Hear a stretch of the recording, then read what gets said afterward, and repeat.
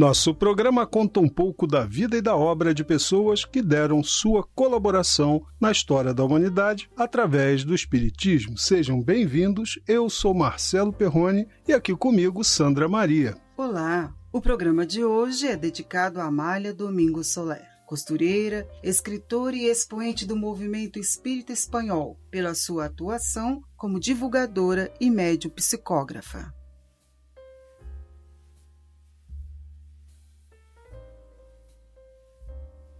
Amália Domingo Soler nasceu na cidade de Sevilha, na região da Andaluzia, na Espanha, no dia 10 de dezembro de 1835. Durante a Idade Média, Sevilha, sua cidade natal, foi uma das principais cidades da civilização árabe medieval. Justamente após o desmoronar desse império, ferido mortalmente pelas guerras napoleônicas e pela perda da maioria de suas colônias americanas, foi que nasceu Amália.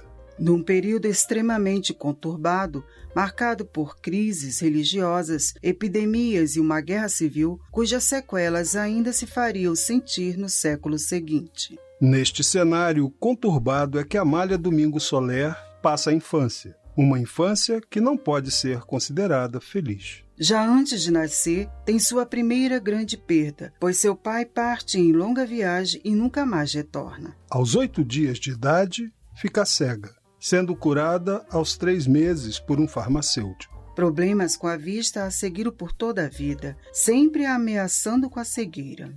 Os anos seguintes de sua vida passam em relativa segurança, amparada pela mãe, com quem tinha grande afinidade. Assim encerramos o primeiro bloco do programa de hoje. Não saia daí, voltaremos a seguir.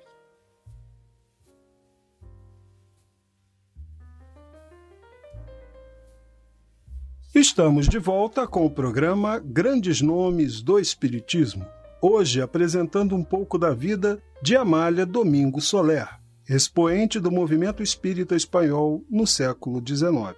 Amália escreveu suas primeiras poesias aos 10 anos de idade e aos 18 publicou seus primeiros versos.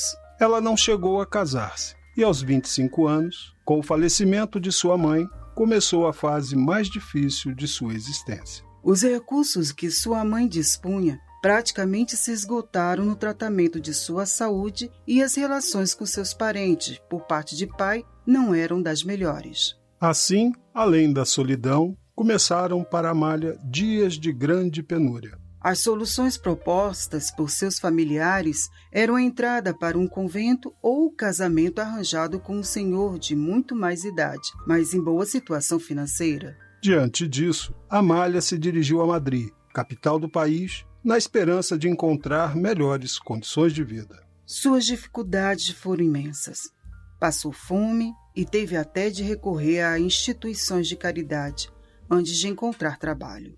Nesse período, no desespero da fome e da solidão, Amália pensa até em matar-se. Em uma noite de grande amargura, em que tinha perdido até mesmo a noção de Deus e debatia-se na dúvida do destino de sua mãe, esta subitamente lhe apareceu.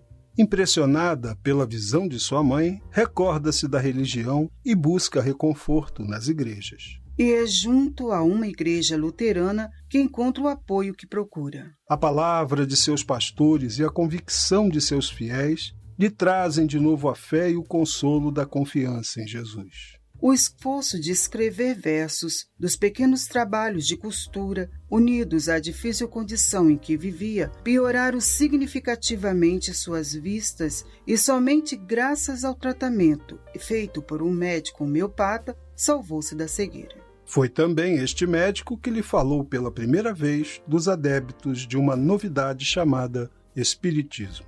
Lendo um artigo deste jornal, ela se convence da verdade do Espiritismo e busca maiores informações.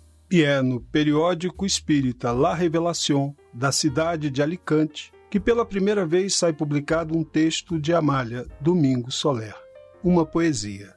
Seu primeiro artigo doutrinário, La Fé Espiritista, é publicado pelo jornal El Critério, em seu número 9, de 1872. Seus artigos chamaram a atenção e aos poucos se integra ao movimento espírita espanhol, participando de reuniões.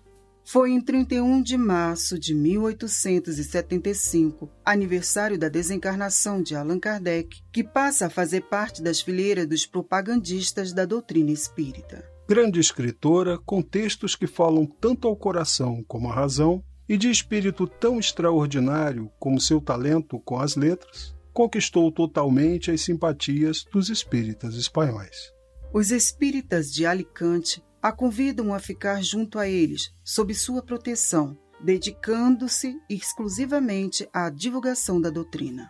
Junto aos espíritas de Múrcia, permanece 4 meses, recuperando-se de uma enfermidade. Amália, firmemente acreditando que seria errado viver do espiritismo, continua a trabalhar de dia e escrever de noite. Permanece em Madrid até que se muda para Barcelona em 1876, convidada pelo grupo espírita Círculo de la Buena Nueva e com a esperança de encontrar melhores condições de trabalho. 3 meses após chegar a Barcelona, novamente os problemas de visão voltaram a atormentar Amália e, quase cega, encontrou amparo na família de Luís Lac, presidente do Círculo. Deram-lhe abrigo e condições de dedicar-se integralmente ao espiritismo. Fechamos assim o segundo bloco do programa. Não saia daí, voltaremos a seguir.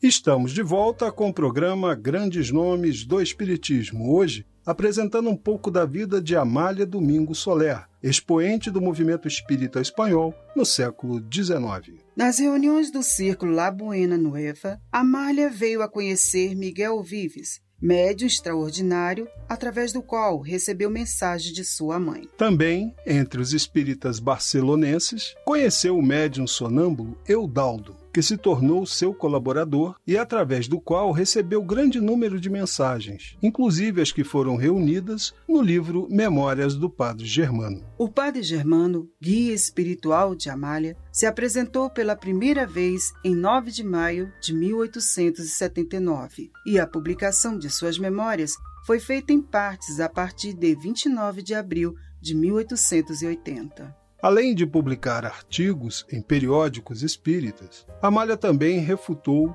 ataques ao espiritismo em jornais, ficando célebre sua polêmica com o orador católico Vicente de Manterola. O mesmo orador chegou a publicar em 1879 um livro ligando a doutrina espírita ao satanismo. Este livro foi refutado em uma série de 46 artigos de Amália, refutando as colocações equivocadas do orador. Em 1879, saiu o primeiro número do periódico La Luz del Porvenir, dirigido por Amália Domingo Soler. O periódico surgiu devido à insistência de Luís Lac e do editor Juan Torrentes, que convenceram-na a aceitar a tarefa de criar um periódico direcionado às mulheres espíritas.